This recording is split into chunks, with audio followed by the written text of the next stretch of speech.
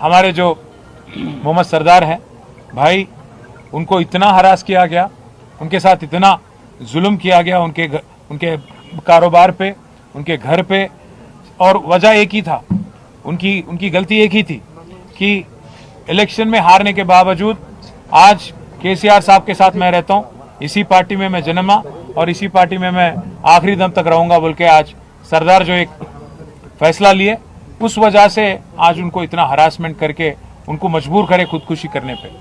मैं यहाँ के जितने भी अफसर है जीएचएमसी के और बाकी अफसर है, मैं उनसे रिक्वेस्ट भी करना चाहता हूँ, सत्ता सरकार किसी एक का नहीं होता, हमेशा वो तो बदलते रहता।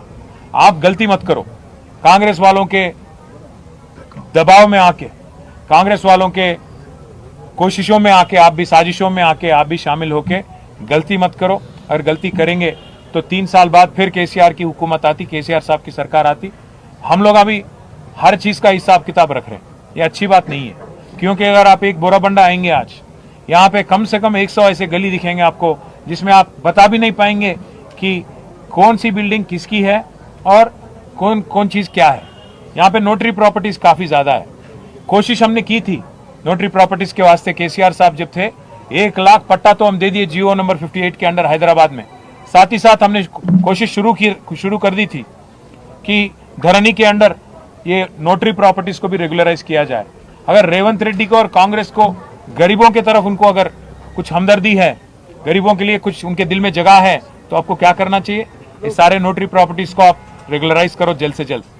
ये नहीं कर रहे हो आप, उल्टा आप आके ये नोटरी है, ये ऐसा है वैसा है बोल के गरीब जो है, जो 2 लोग 3 लोग 4 लोग उनके फैमिली के साथ एक जगह रह रहे हैं, उसको आप तोड़ने की कोशिश कर रहे हो, उनके पेट पे मारने की कोशिश कर रहे हो।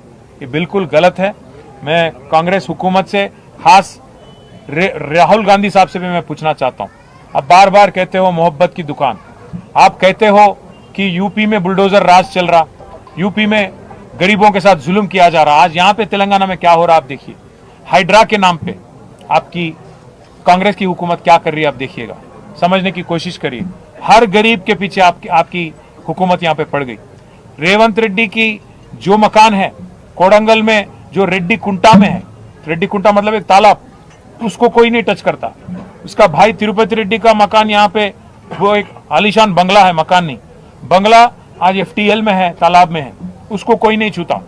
साथ ही साथ पट्टनम महेंदर रेड्डी, पुंगुलेटी श्रीनिवास रेड्डी, इनके पूरे मकान और आलीशान महल तालाब के अंदर है, FTL के अंदर है, उसको भी कोई नहीं छूता। पर आज गरीब जो भी है उसके साथ इतना जुल्म किया जा रहा है। राहुल गांधी साहब, क्या यही है आपकी मोहब्बत की दुकान? आप यहाँ पे तेलंगाना में मोहब्बत की दुकान नहीं चला रहे, नफरत का मकान बना दिया, आप नफरत का दुकान बना दिए तेलंगाना को और आपके रेवंत रेड्डी की सदारत में। इसलिए मैं राहुल गांधी से भी कहना चाहता हूं, रेवंत रेड्डी से भी कहना चाहता हूं, गरीबों पे मत निकालो आपका गुस्सा। अगर लड़ाई करनी है, सियासी लड़ाई, हमसे लड़ो। अगर जेल भेजना है, केस बनाना है, तो हम पे बनाओ। खाली पीली सरदार जैसे एक मासूम बच्चे पे जुल्म करके उसको आज खुदकुशी करने पे मजबूर करके आपको क्या मिल रहा?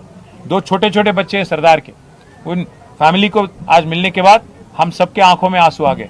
छोटे छोटे बच्चे, 2.5 साल का बच्चा, 1 साल का बच्चा, ऐसे बच्चों पे आजकल बाप नहीं, कल उनके बड़े होते होते तो क्या गुजरेंगी आप, समझने की कोशिश करो। मैं बस इतना ही कहूँगा कि सरदार की फैमिली जो है उनके साथ हम है। दोनों बच्चों के नाम पे आज 5-5 लाख रुपए का फिक्स डिपॉजिट भी हम करें, उनकी तालीम के वास्ते, आगे जाके उनकी फ्यूचर के वास्ते। और साथ ही साथ जो जुल्म किया गया उनके कारोबार को तोड़ के उनके घर पे भी आके, उसके लिए भी एक्स ग्रेशिया हम पार्टी की तरफ से हम ही देंगे। और सरदार की फैमिली हमारी फैमिली है, सरदार की फैमिली BRS की फैमिली है, उनके साथ आखिरी दम तक रहेंगे, उनकी पूरी तरह से हिफाजत और देखभाल हम करेंगे।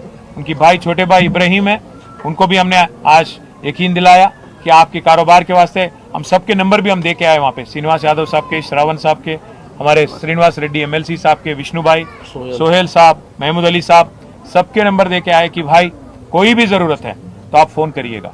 ऐसा नहीं है कि मागंटी गोपीनाथ गुजर गए मतलब हम यहाँ पे कोई ऐसा नहीं फील करिएगा कि आपके लिए देखभाल करने के लिए कोई लीडर नहीं है। पूरा पार्टी आपके साथ है और गोपी साहब की जो कमी है वो महसूस नहीं होने देंगे। हम सब आपके साथ रहेंगे, ये यकीन दिलाते हुए सरदार की फैमिली को जब तक इंसाफ नहीं मिलती तब तक हमारी लड़ाई जारी रहेगी। कोर्ट भी जाएंगे क्योंकि पूरा कागज ऑलरेडी तैयार है और एफआईआर भी ऑलरेडी हो चुका है। अगर कार्रवाई नहीं करती और इंसाफ नहीं मिलती पुलिस के तरफ से और हुकूमत की तरफ से, हाई कोर्ट भी जाएंगे और जरूरत पड़ा तो सुप्रीम कोर्ट भी जाएंगे। जब तक इंसाफ नहीं मिलती तब तक हमारी लड़ाई जारी रहेगी। बस यही कहना था। और मैं प्रार्थना करता हूं कि सरदार को और हमारे मागंटी गोपीनाथ साहब को भी जन्नत में जगह मिले और వాళ్ళ ఆత్మకు శాంతి కలగాలని మనస్ఫూర్తిగా హృదయపూర్వకంగా కోరుకుంటూ ఆ కుటుంబాలకు మేము అండగా ఉంటామని మళ్ళీ ఒకసారి తెలియజేస్తాం। केटीआर साहब शुरू से बोलते हम ये वाकई को उठा रहे हैं सरदार के।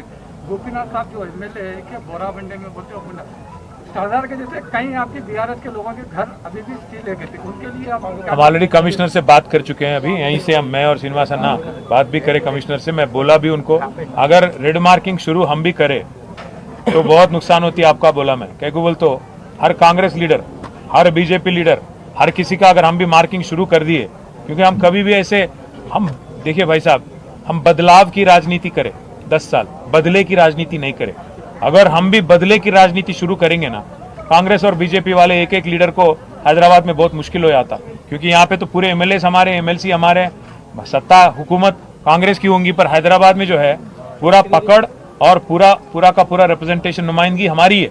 तो हम भी शुरू करें लेटर लिखना और रेड मार्क डालना तो बहुत मुश्किल हो जाती है रेवंत रेड्डी साहब को। बस यही बोला मैं कमिश्नर को। Thank you. एमएलए साहब एक बोले